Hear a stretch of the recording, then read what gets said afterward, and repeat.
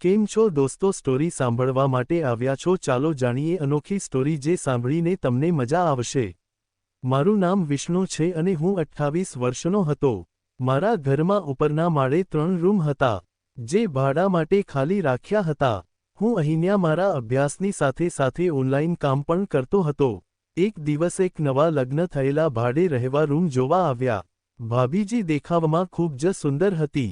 તેની આંખો તેની સુંદરતામાં વધારો કરે છે। તે લગભગ 4.5 ફૂટ હતી। આ જોઈને મારી લાગણી વધવા લાગી હતી। કદાચ આ લોકો ભાડે રૂમ લેશે અને હું ભાભી સાથે વાતચીત કરી શકું તો ખૂબ જ મજા આવી જાય। તેઓ રૂમ જોયો અને પછી મારો ફોન નંબર લીધો।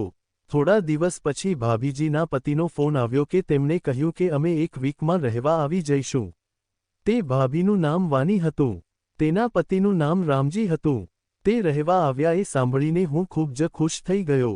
હું મનમાં વિચારવા લાગ્યો કે હવે હું ભાભીજી સાથે સરળતાથી વાત કરી શકીશ। હવે આ ભાભીજીની વાત મારા મગજમાં ચાલી રહી હતી। મારો મોટા ભાગનો સમય મારા ઘરે રહેવામાં જતો રહેતો। એક દિવસ શિયાળનો સમય હતો। હું એક દિવસ છત ઉપર બેઠો હતો। છત ઉપર ભાભીજી પણ આવી હતી। અમે બંને લાંબા સમય સુધી બેસીને વાતો કરતા। મને એક સિગરેટ પીવાની આદત હતી। એક દિવસ તેમણે મને પૂછ્યું કે તમારે કોઈ ગર્લફ્રેન્ડ છે? મેં કહ્યું ના, મારે કોઈ ગર્લફ્રેન્ડ નથી। તો મેં તેમને કહ્યું મને તમારા જેવી કોઈ મળી નથી। ભાભીજી ખૂબ જ હસી પડ્યા અને કહ્યું મારા જેવી શોધીને તું શું કરીશ? કોઈ સારી શોધ। મેં કહ્યું પણ તમારા જેવી જ મળે તો મારું નસીબ ચમકે। પછી ભાભીજીએ કહ્યું કે તમે મારી સાથે શું કરશો? મેં કહ્યું જે કરવું હશે તે બધું કરીશ। મારા મગજમાં જે હશે હું તમને નહીં જણાવી શકું। તેણે કહ્યું કે બીજું તો શું છે તમારા મનમાં? મેં કહ્યું સમય આવશે ત્યારે હું તમને બધું કહીશ। તે દિવસ પણ અમારી વચ્ચે આવી જ રીતે બધી વાતો થતી હતી। બાદમાં નીચે આવી। હવે વાની સાથે વાતો કરવાની શરૂઆત થઈ। વિચારવા લાગ્યો કે ભાભીજીએ મારી સાથે આવી વાતચીત કેમ શરૂ કરી? તેના મનમાં શું હતું? અને હવે મારા માટે આવું કંઈ અલગ જ લાગે છે। હું થોડું સમજવા લાગ્યો હતો। પછી એક દિવસ અમે બંને શિયાળની ઋતુમાં બહાર બેઠા હતા। હું ખુરશી પર બેઠો હતો અને આજે તે મારી સામે જમીન પર બેઠી હતી। ભાભીજીએ એક ખૂબ જ સરસ ડ્રેસ પહેર્યો હતો અને મને થોડા થોડા દર્શન થઈ રહ્યા હતા।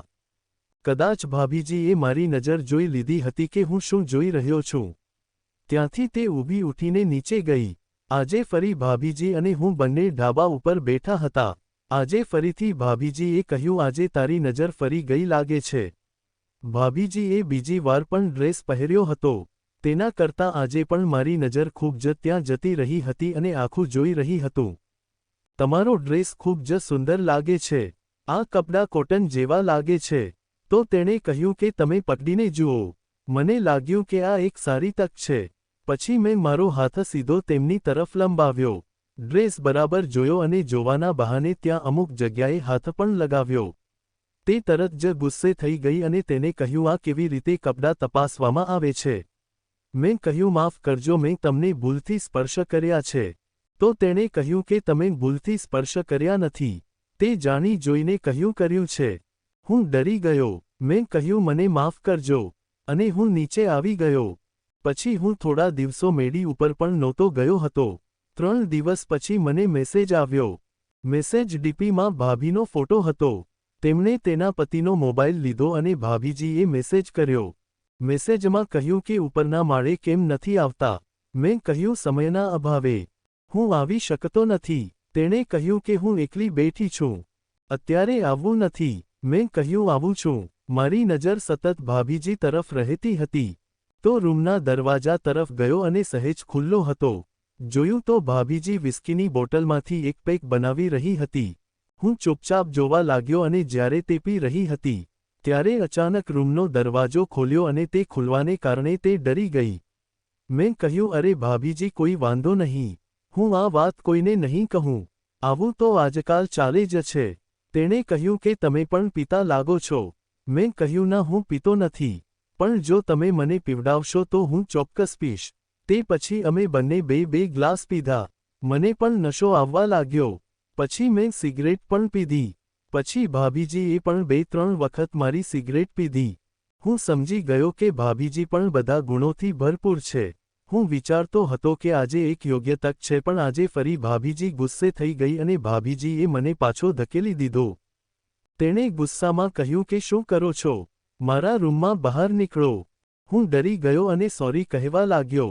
તેણે કહ્યું દૂર જા. તેના રૂમમાંથી બહાર આવ્યો. હવે હું ઉપરના માળે જવાનું સંપૂર્ણ બંધ કરી દીધું. પછી થોડા દિવસ પછી ભાભીજીના પતિ બહાર ગયા હતા. પછી ફરી મેસેજ આવ્યો. તેણે ફરી મારી પાસે સામાન્ય વાતો કરવાનું શરૂ કર્યું. થોડી વાર પછી તેણે કહ્યું કે તમને ઘણા સમયથી જોયા નથી. તમે ક્યાં રહો છો? પછી હું તેને પહેલી વાત એ કહીને ગુસ્સેથી કહ્યું કે હું આવી શકતી નહીં કેમ કે હું તમારી પાસે આવું છું તો મારા મગજમાં કંઈક થવા લાગે છે અને હું તમને પસંદ કરું છું. તેણે કહ્યું કે પરંતુ હું કોઈ કરી શકતી નથી. મને ડર લાગે છે કે હું કોઈને ખબર પડી જશે તો શું થશે? મેં કહ્યું ના, કોઈને નહીં ખબર પડે. તેને કહ્યું આવી તો વાતો કહેવામાં નથી આવતી અને આવી વાતો આપમેળે જ ફેલાઈ જાય છે. મેં કહ્યું એવું કંઈ નથી થાય. આજ રાતે અમે બંને વોટ્સએપ પર હતા અને સામાન્ય વાતો કરતા હતા. ભાભીજીએ કહ્યું આજે તો ભાઈ નથી. મેં કહ્યું તો તમે મજા તો નથી કરતા?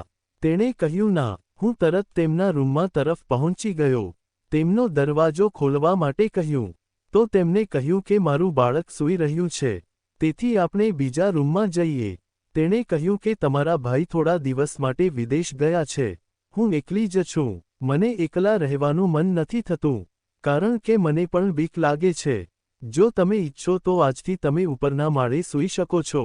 મેં કહ્યું ઓકે ભાભીજી, મને કોઈ પ્રોબ્લેમ નથી. આજથી હું ઉપરના માળે સૂઈ. ભાભીજીએ પૂછ્યું તમે કંઈક પીશો? મેં કહ્યું હું ચોક્કસ પીશ. ભાભીજીએ એક બોટલ અને એક ગ્લાસ લઈ આવ્યા અને નાસ્તો થોડો લઈ આવ્યા. પછી ભાભીજી અને હું એકદમ નશામાં આવી ગયા. પછી અમે ખૂબ જ મજા કરી હતી. ભાભીજી પણ ખૂબ જ ખુશ હતા અને હું પણ ખૂબ ખુશ થઈ ગયો હતો. ધન્યવાદ દોસ્તો સ્ટોરી સાંભળવા માટે.